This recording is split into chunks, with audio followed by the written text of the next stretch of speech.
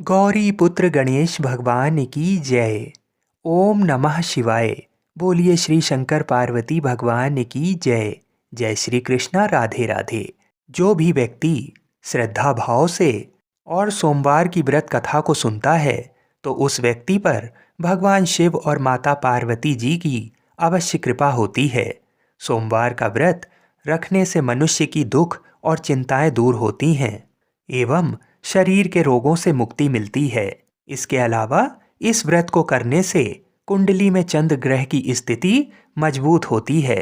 तो आज मैं आपको सुना रहा हूँ सोमवार व्रत की बड़ी ही दुर्लभ कथा। तो इन कथाओं को बड़ी ही श्रद्धा और प्रसन्नचित मन से पूरा अवश्य सुनिएगा। किसी नगर में एक धनी व्यापारी रहता था। दूर दूर तक उसका व्यापार फैला हुआ था।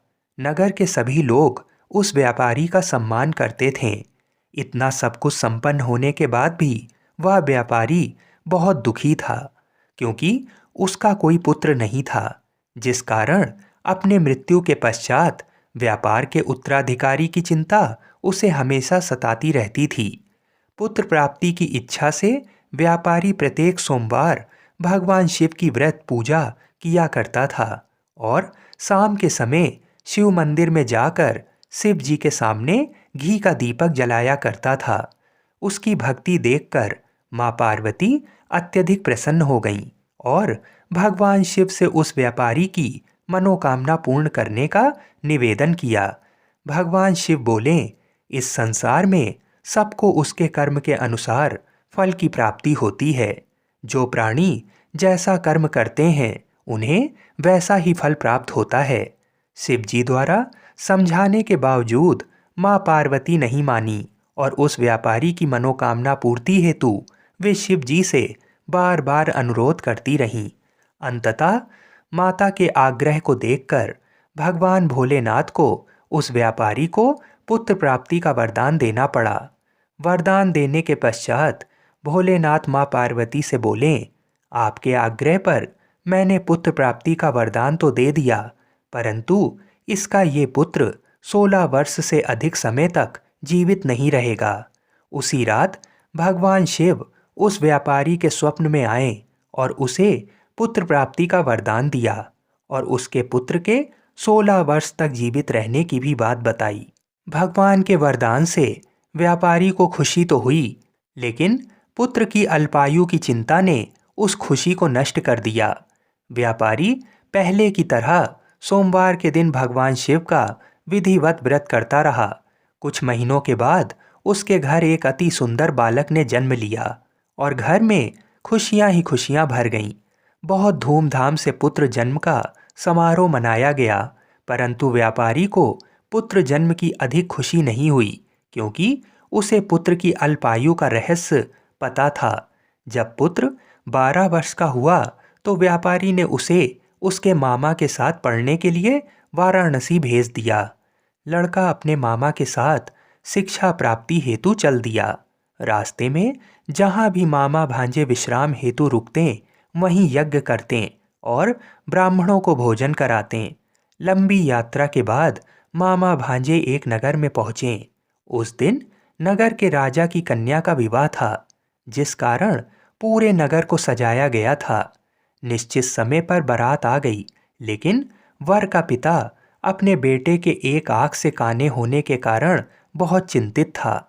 उसे भय था कि इस बात का पता चलने पर कहीं राजा विवाह से इनकार ना कर दे, इससे उसकी बड़ी बदनामी भी होगी।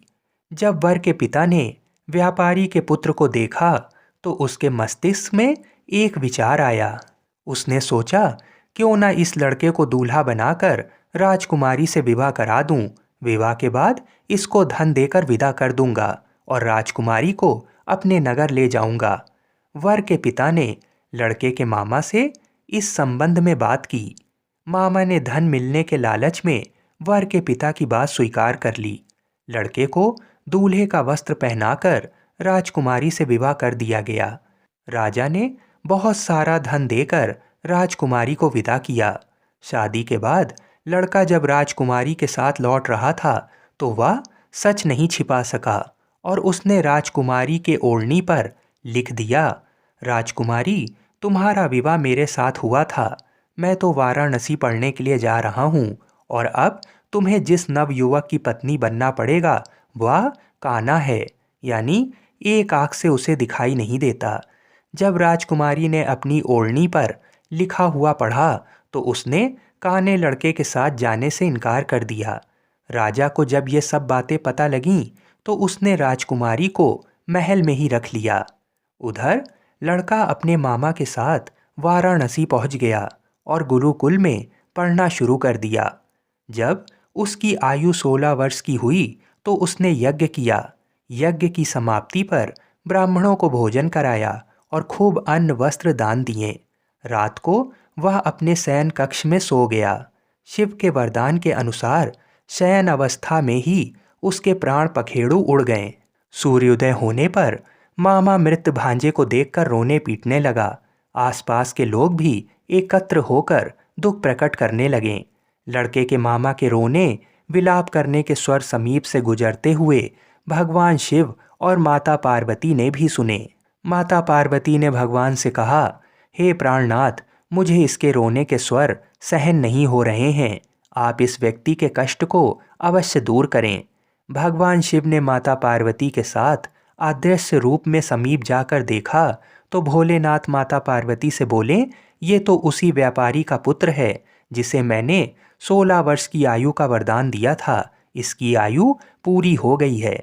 माँ पार्वती ने फिर भगवान शिव से निवेदन कर उस बालक को जीवन देने का आग्रह किया। माता पार्वती के आग्रह पर भगवान शिव ने उस लड़के को जीवित होने का वरदान दिया और कुछ ही पल में वह जीवित होकर बैठ गया। शिक्षा समाप्त करके लड़का मामा के साथ अपने नगर की ओर चल दिया। दोनों चलते हुए उसी नगर में पहुँचे जहाँ उसका विवाह हुआ था। उस नगर में भी यज्ञ का आयोजन किया। समीप से गुजरते हुए नगर के राजा ने यज्ञ का आयोजन देखा और उसने तुरंत ही लड़के और उसके मामा को पहचान लिया। यज्ञ के समाप्त होने पर राजा मामा और लड़के को महल में ले आया और कुछ दिन उन्हें महल में रखकर बहुत सा धन, वस्त्र आदि देकर राजकुमारी के साथ विदा कर दिया। इधर भूखे प्यासे रहकर व्यापारी और उसकी पत्नी बेटे की प्रतीक्षा कर रहे थे। उन्होंने प्रतिज्ञा कर रखी थी कि यदि उन्हें अपने बेटे की मृत्यु का समाचार मिला तो दोनों अपने प्राण त्याग देंगे। परंतु जैसे ही उसने बेटे के जीवित वापस लौटने का समाचार सुना तो वह बहुत प्रसन्न हुआ। वह अपनी पत्नी और मित्रों के साथ नगर के द्वार पर पहुंचा। अपने बेटे के विवाह का समाचार सुनकर पुत्र वधू राजकुमारी को देखकर उसकी खुशी का ठिकाना नहीं रहा। उसी रात भगवान शिव ने व्यापारी के स्वप्न में आकर कहा, हे श्रेष्ठी, मैंने तेरे सोमवार के व्रत करने और व्रत कथा सुनने से प्रसन्न होकर तेरे पुत्र को लंबी आयु प्रदान की है। पुत्र की लंबी आयु जानकर व्यापारी बहुत प्रसन्न हुआ। शिव भक्त होने तथा सोमवार का व्रत करने से व्यापारी की सभी मनोकामनाएं पूर्ण हुई। इसी प्रकार जो भक्त सोमवार का विधिवत व्रत करते हैं और व्रत कथा सुनते हैं उनकी सभी इच्छाएं पूरी होती हैं। बोलिए श्री शंकर पार्वती भगवान की जय। बोलिए श्री सीताराम जी महाराज की जय।